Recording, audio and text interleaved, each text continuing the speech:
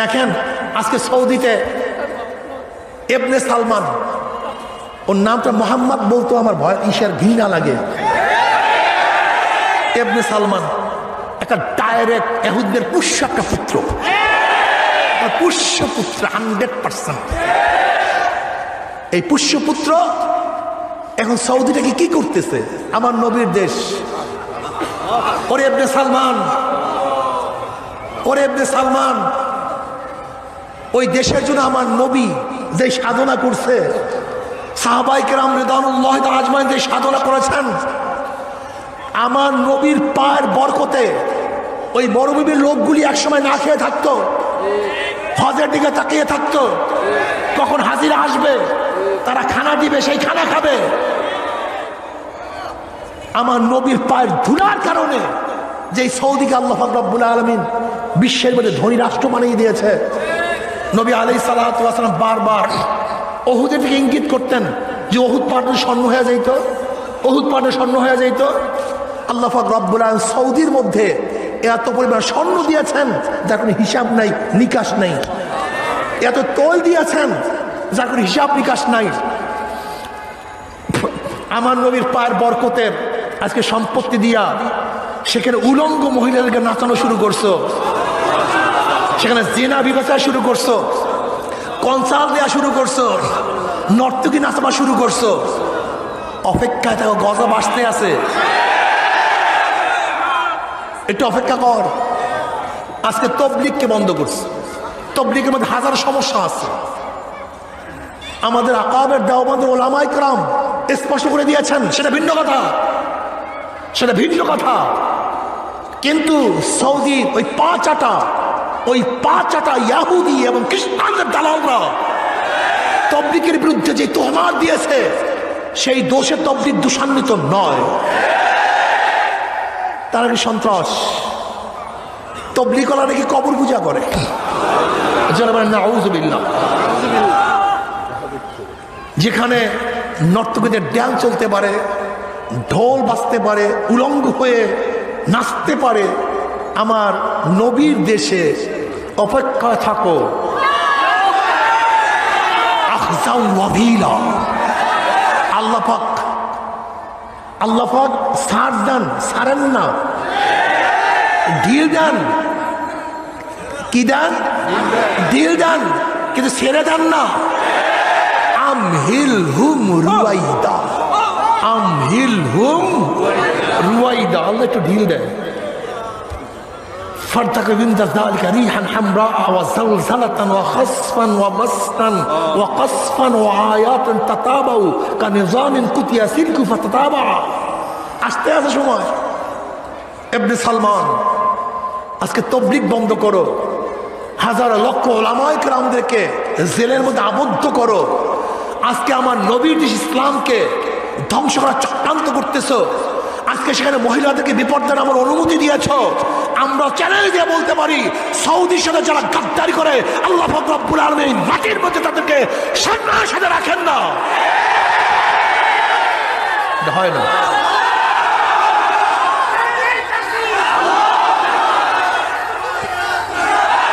আফা তুমিনুনা বিবাউদিল কিতাবি ওয়া তাকফুরুনা বিবাউদ ফামা জাযাউ মান ইয়াফআলু যালিকা ইল্লা খিজিয়ুন ফিল হায়াতিদ দুনিয়া ওয়া ইয়াউমাল কিয়ামাতি ইয়ারদুনা ইলা আশাদ্দিল আযাব। খিজিয়ুন ফিল হায়াতিদ দুনিয়া। অপেক্ষা করো। তোমার আমেরিকা বাবা কয়দিন তোমাকে বাঁচাতে পারে? তোমার ইসরায়েল ইহুদি বাবা কয়দিন বাঁচাতে পারে? আর এই ইহুদি এবং খ্রিস্টানদের কিছু মৌলবী সাইডা দিছে বাংলাদেশে, বিভিন্ন কান্ট্রিতে। এক খ্রিস্টানদের দালাল এই মৌলবী শুনলাম, ও বলতেছে যে চরমনায় কি কবর পূজা হয়।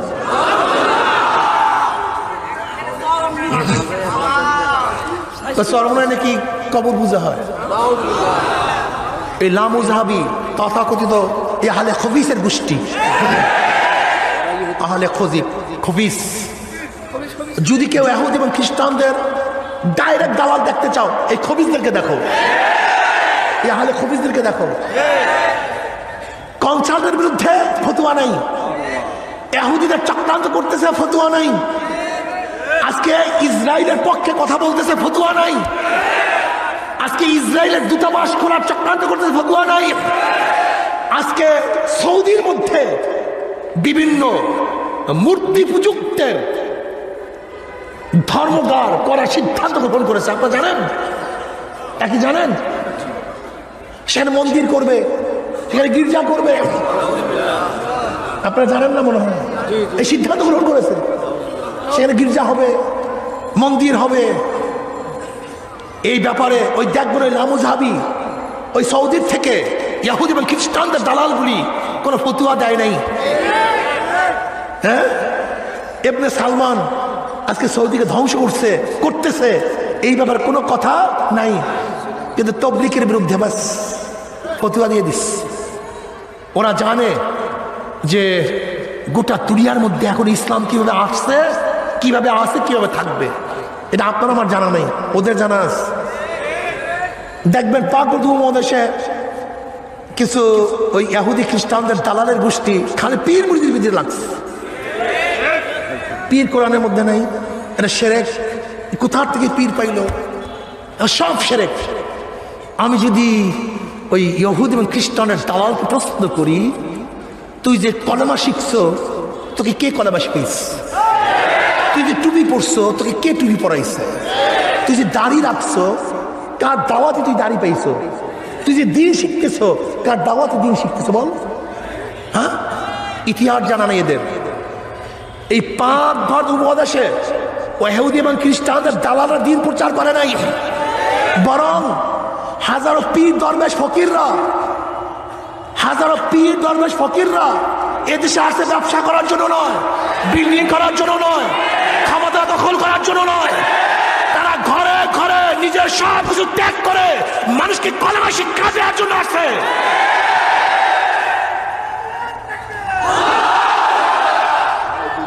মাইনুদ্দিন সিস্তি রহমাতুল্লাহ আলাইহি,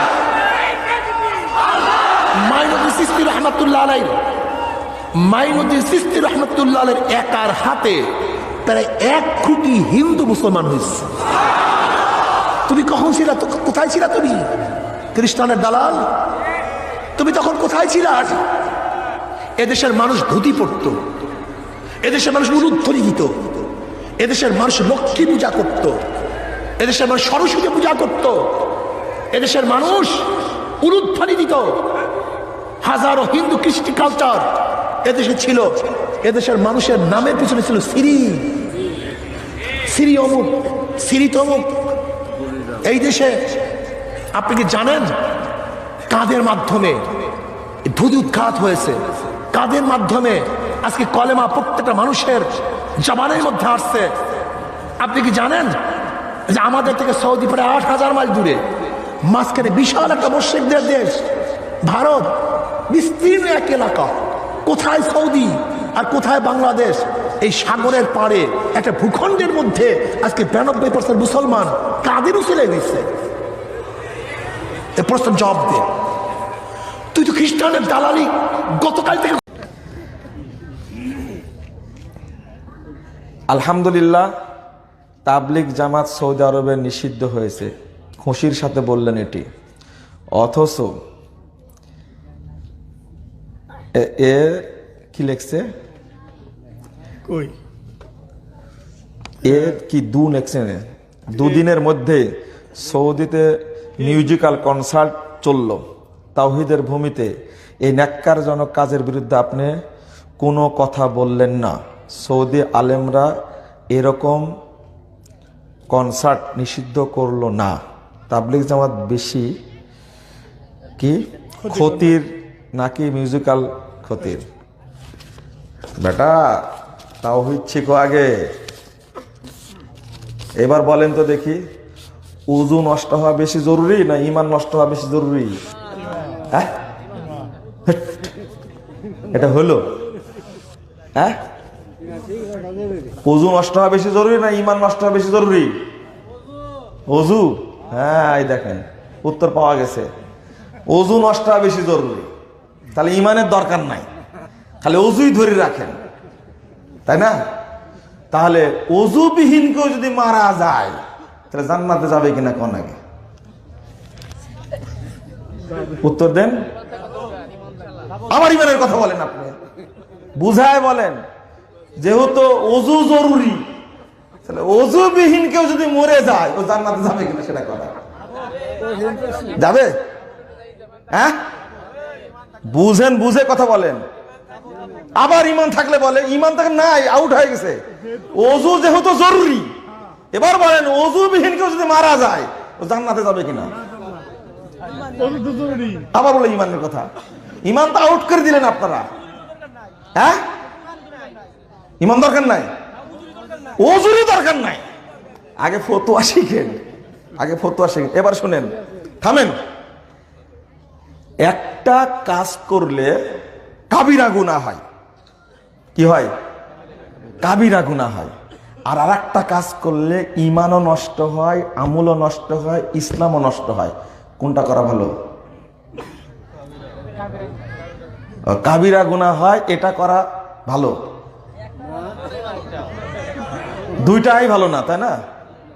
এরপরে শোনেন, আল্লাহ বলে দিয়েছেন, ফাজলামি করার জায়গা পায় না, ফতোয়াকে জানতে হয়। একজন লোক যদি জেনা করে মারা যায়, একজন লোক কনসাল্টের গোষ্ঠী বেশি, একজন লোক যদি মানুষ হত্যা করে মারা যায়, একজন লোক যদি সুদ খেয়ে মারা যায়, একজন লোক যদি গান শুনতে শুনতে মারা যায়, জেনা করতে করতে যদি মারা যায়, এই লোকের ক্ষমা পাওয়ার পথ আছে। আবার ঠিক বলে, শুনেন আগে, আর ঠিক বলছে, ক্ষমা পাওয়ার কি পথ আছে, ক্ষমা পেতে পারে। যদিও জেনা করাও হারাম, হারাম না? সুদ খাওয়া হারাম, গান শোনাও হারাম, হারাম না? কিন্তু জেনা করেছে এই লোকটির কি ঈমান চলে গেছে? ঈমান আছে। জেনাকারী ব্যক্তিকে যদি রজম করা হয়, রজম কেন করা হচ্ছে? রজম করার কারণ হলো পাপ করেছে, তাই ঈমান নষ্ট হয়নি। যদি ঈমান নষ্ট হয়ে যেত তাহলে হুকুম আলাদা হতো। আজীব ব্যাপার, এই ফতোয়া বুঝেন না। আর যদি কোনো ব্যক্তি মাজারে সেজদা করে, কবরে সেজদা করে, যদি বলে আল্লাহ নিরাকার, যদি বলে মুহাম্মদ সাল্লাল্লাহু আলাইহি ওয়াসাল্লাম গায়েব জানতেন, তার ঈমান থাকবে, ইসলাম থাকবে, ওর আমল থাকবে। ওর হুকুম হলো মুখরিজুন আনিল মিল্লাহ, ইসলাম থেকে বহিষ্কার, খালিদান মুখাল্লাদান ফিন্নার। তওবার আগে মারা গেলে ওকে জাহান্নাম থেকে বের করার কোনো অপশন নাই। এবার বলো, তুমি কনসাল্ট বেশি জরুরি নাই তবলিগ জামাতের সুফিবাদী আকীদা দিয়ে তোমার ঈমান নষ্ট করছে, এটা বেশি জরুরি? ও, তবলিগ জামাত স্কুলে যায় না কেন? প্রাইমারি স্কুলে শিক্ষক স্টাফ হলো 10 জন 15 জন। তবলিগ জামাত ওখানে কোনোদিন গেছে তবলিগ করতে? বলেছে কোনোদিন আপনার স্কুলে আজকে আমরা আসবো একটু তবলিগ করবো? বলেছে কোনোদিন? কলেজে কোনোদিন গেছে? বিশ্ববিদ্যালয়ে কোনোদিন গেছে? মাদ্রাসায় কোনোদিন গেছে? কেন যায় না? কোনোদিন মাথা বিশ্লেষণ করেছেন? ওদের তো কিছুই নাই, ওদের কি কিছুই নেই। মাদ্রাসায় যায় কেন? মসজিদে যায় কেন? যাদের ঈমান আছে ওই ঈমানটাও ধ্বংস করার জন্য মসজিদে যায়। মসজিদে যায় কেন? যাদের ঈমান আছে ওই ঈমানের মধ্যে সুফিবাদ ঢোকানোর জন্য। সুফিবাদ হলো কুফরি মতবাদ, সুফিবাদ হলো কুফরি মতবাদ। আগে আকীদা শিখেন। সৌদি আরবকে গালি দিবেন তো, ইহুদি খ্রিস্টান দালাল বলবেন তো, এটাই কাজ। শরীয়ত আপনি বুঝেন না, এক চিমটাও শরীয়ত বুঝেন না। শরীয়ত বুঝলে গ্যাসের দাম বাড়ছে তাই মিছিল করে, তাই না? আরে মিছিল করার দরকার ছিল রাস্তায় হরতাল দেয়। কি জন্য হরতাল দেয়? কে মরে গেছে তাই হরতাল দিছে, তাই না? আগে দরকার ছিল মাজারগুলো, কবরগুলো প্রতিদিন কোটি কোটি মানুষের ঈমান নষ্ট করছে, মিছিল করার দরকার ছিল ইসলামী দলগুলোকে আগে মাজারগুলো ভেঙে ফেলে দাও। ও, হাইকোর্ট চত্বরে মূর্তি ফাড়া করেছে এই জন্য কি চমৎকার মিছিল মিটিং এটা সেটা করছে। বলছে মূর্তি একবারে বুড়ি গঙ্গা নদীতে ফেলে দিব। তোমার বাপের কবরটাকে ভাঙ্গো, ওখানে যে প্রতিদিন লাখ লাখ মানুষ যা ঈমান নষ্ট করছে ওটা ভাঙ্গো আগে।